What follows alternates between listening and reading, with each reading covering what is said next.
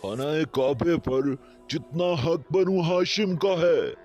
बनु उमैया का भी उतना ही है।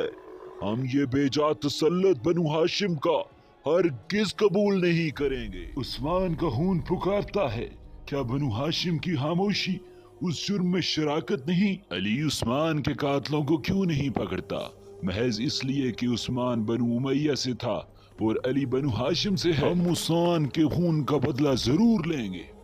बनु उमैया के दौर में अली के बेटे हसन के जनाजे पर जब उसे अपने नाना के पास दफनाने के लिए ले जा रहे थे, उसके जनाजे पर तीर चलाए गए और उसको एक नामालूम जगह पर दफना दिया गया। हाजियों को खाना खिलाना,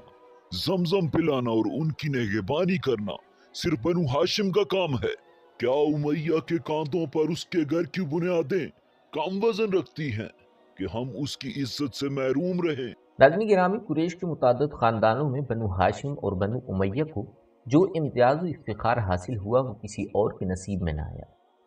बनु हाशिम को रसूलुल्लाह सल्लल्लाहु अलैहि वसल्लम और नबूवत इलाही से निस्बत ताल्लुक़ के शर्फ मजद की बुनियाद पर बनु उमैया को खिलाफत इस्लामी और हुकूमत से सरफराजी और सरबुलंदी के सबब। लेकिन इसी के साथ इन दोनों ख़ानदानों की बामी रकावत और कबायली अदावत की वो शोहरत हुई कि ज़ुबान ज़दे आम व ख़ास बनी।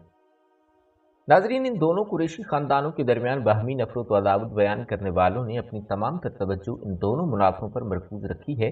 जो पहले हाशिम और उमैया अकबर के दरमियान और फिर उनके फ़र्जंदान गिरामी अब्दुल मुत्तलिब और हर्ब के दरमियान हुए थे।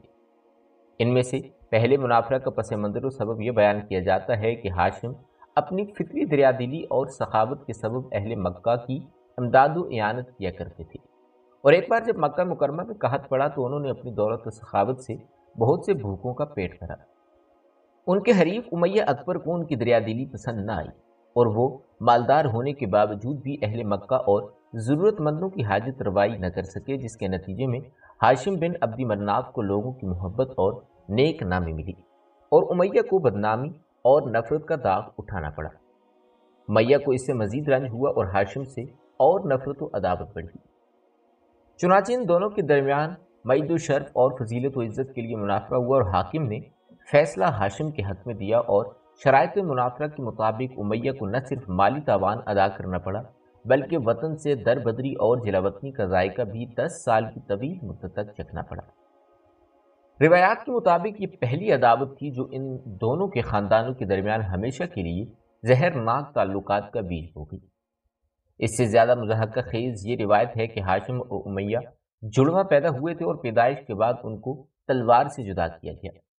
और चूँकि इस अमले तफरीक में उनका खून बहा था इसलिए वो इसी अदावत व नफ़रत का सबब बन गए। ताबी कुसै बिन कल्लाब ने अपनी वफ़ात के वक़्त अपने 6 मनासिब में से आधे आधे अपने 2 फर्जंदों अब्दी मन्नाफ और अब्दुद्दार में तकसीम किए थे, और अब्दी मन्नाफ ने अपने वालिद माजिद और बरादर बुजुर्गवार की मानद अपने 3 ओहदे रफादा, सिकाया और कयादा अपने 2 फर्जंदों अब्दुशम्स और हाशिम को बवक्त वफ़ात यूं दिए कि पहले 2 हाशिम को और कयादा अब्दुशम्स को अता किया। बाद में अब्दुल मुत्तलिब बनी हाशिम हाशमी और हर बिन उमैया उमवी के ज़माने में कायम थी कि हाशिम सकाया और रफादा के मालिक थे और हर बिन उमैया कयादा थे, जो इन दोनों को अपने अपने बुजुर्गों से विरासत में मिले थे। कयादे के बारे में यह अम्र वाज़ेह रहना चाहिए कि फ़ौजी मामलात में बिलखुसूस मैदान जंग में कुरैशी अफवाज की सलारी साहिब कयादा या कायद को हासिल होती थी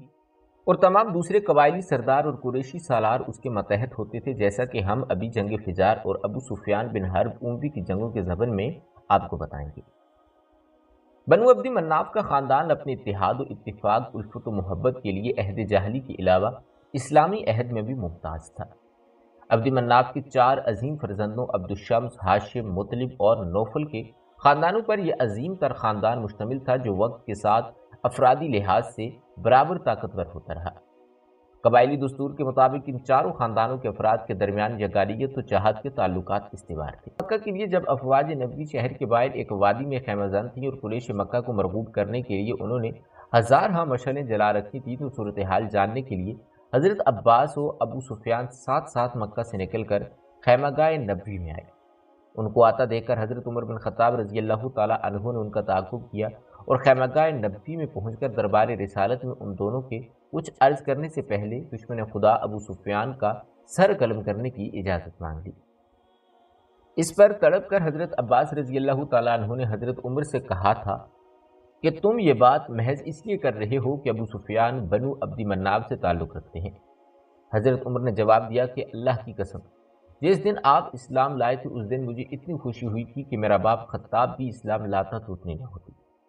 اس موقع پر بھی حضرت عباس رضی اللہ تعالیٰ عنہ نے ابو سفیان کے متحدہ خاندان بنی عبد مناف کا فرد قرار دے کر دونوں خاندانوں کی اتحاد و یگانیت اور سالمیت کو واضح کیا۔ تاریخ سے یہ واضح ہوتا ہے کہ حضرت عباس ہاشم کی تحریک پر ابو سفیان اموی فتح مکہ کے موقع پر اسلام لائے تھے، اور انہی کی درخواست پر حضور صلی اللہ علیہ وآلہ وسلم نے حضرت ابو سفیان کے گھر کو دارالامان قرار دیا تھا۔ حضرت ابو سفیان کے غزوات نبوی کے مقابلے میں قیادت و کمان کرنے کے سلسلے میں یہ حقیقت یاد رکھنی چاہیے کہ انہوں نے یہ ساری مخالفت اسلام کے خلاف اور قریشی افواج کے مسلمہ قائد اور سپہ سالار اعظم کی حیثیت سے کی تھی، جس طرح دوسرے قریشیوں بالخصوص ہاشمیوں نے کی تھی۔ اگر قریش کسی دوسری طاقت سے نبرد آزما ہوتے جیسا کہ وہ جنگ فجار میں ہوئے تھے، تو قریش کے سالار اعظم ابو سفیان بن حرب اسی طرح قریشی افواج کی کمان کرتے جس طرح انہوں نے مسلمانوں کے خلاف بدر، احد اور خندق وغیرہ میں کی تھی۔ جس طرح معاویہ بن ابی سفیان اپنے علم و کرم، دانشمندی اور کبھی محبت و الفت کے لیے شہرت عام رکھتے تھے، اسی طرح ان کے والد بزرگوار حضرت ابو سفیان اموی خاندان کی محبت و مودت کے لیے مشہور تھے۔ روایات کا اتفاق ہے کہ وہ اپنے خاندان بنی عبد مناف بشمول بنی ہاشم سے بے پناہ محبت رکھتے تھے، اور اس کے تمام افراد کے لیے بلا کسی تحفظ و تردد کے نرم گوشہ اپنے دل میں رکھتے تھے۔ ہجرت نبوی کے بعد جب حضور صلی اللہ علیہ وآلہ وسلم نے شام سے واپس ہونے والے قریشی کاروان کو، جو ابو سفیان کی قیادت میں مکہ مکرمہ سے واپس آ رہا تھا، روکنا چاہا، تو کاروان کی حفاظت کے لیے ابو سفیان نے مکہ مکرمہ سے فوج طلب کی جو بدر کے قریب پہنچ گئی تھی۔ مگر جب قریشی کاروان بحفاظت تمام مسلمانوں کے چنگل سے نکل گیا، تو قریشی سپہ سالار اعظم نے قریشی فوج کے سالاروں کو فوج واپس مکہ لانے کا حکم دیا۔ اس کی تعمیل میں متعدد خاندانوں مثلاً بنو عدی اور بنو زہرہ اور کئی افراد جیسے طالب بن ابی طالب ہاشمی وغیرہ واپس چلے گئے، اور دوسرے تمام اکابر قریشی واپسی کے حق میں تھے، مگر ابو جہل مخزومی نے عدول حکم کی اور جنگ پرماں کرنے کا سبب بنا۔ اس سلسلے میں ایک دلچسپ روایت اور ملتی ہے جو بنو ہاشم اور بنو عبد الشمس امیہ کے قریبی دوستانہ تعلقات کو واضح کرتی ہے، اور وہ اکابر قریش جو غزوہ بدر کے موقع پر جنگ و جدال کے مخالف تھے اور بلا قتال واپس جانا چاہتے تھے، ان میں عتبہ بن ربیعہ سر فہرست تھے۔ مجلس مشاورت میں جب عتبہ بن ربیعہ نے جنگ سے پہلو تہی کا مشورہ دیا، تو ابو جہل نے طنز کیا کہ شیخ عتبہ نے یہ مشورہ محض اس لیے دیا ہے کہ ان کا فرزند محمد صلی اللہ علیہ وآلہ وسلم کے ساتھ ہے، اور خود محمد صلی اللہ علیہ وآلہ وسلم ان کے بھتیجے ہیں، اور انہیں یہ ناپسند ہے کہ ان کے فرزند اور بھتیجے قتل کیے جائیں۔